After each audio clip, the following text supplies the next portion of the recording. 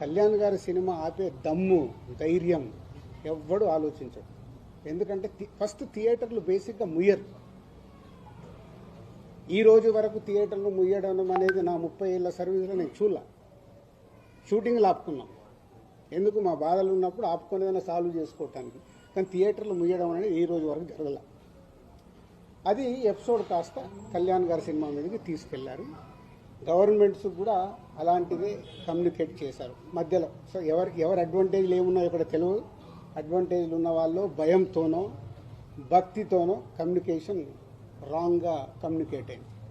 So అప్పుడు దుర్గేష్ గారు minister నాతో మాట్లాడడం జరిగింది. ఆ రోజు కూడా నేను చెప్పాను, సార్ థియేటర్లు ముయ్యరు, అది జరిగింది. జాయింట్ మీటింగ్ ఉంది, ఈ జాయింట్ మీటింగ్లో క్లారిటీ వచ్చేస్తుంది. జాయింట్ మీటింగ్తో అందరూ యునానిమస్గా ఒప్పేసుకొని క్లోజ్ చేశారు. బట్ ఈ లోపలనే గవర్నమెంట్ సైడ్ నుంచి గవర్నమెంట్కి వెళ్ళిన కమ్యూనికేషన్ వల్ల థియేటర్లు ఇట్లా కళ్యాణ్ గారి సినిమాని ఇలా టార్గెట్ చేస్తున్నారు, ఇలా అనేది ఒక రాంగ్ కమ్యూనికేషన్ అని నేను అనుకుంటున్నాను. మరి అది వాళ్ళకి రాంగ్గా వెళ్ళిందా రైట్గా వెళ్ళిందా నాకు తెలియదు. But my point of view wrong కమ్యూనికేషన్తో కళ్యాణ్ గారి సినిమా మీదకి తీసుకెళ్ళారు. మే 30 అప్పటికే భైరవం అనౌన్స్ అయింది.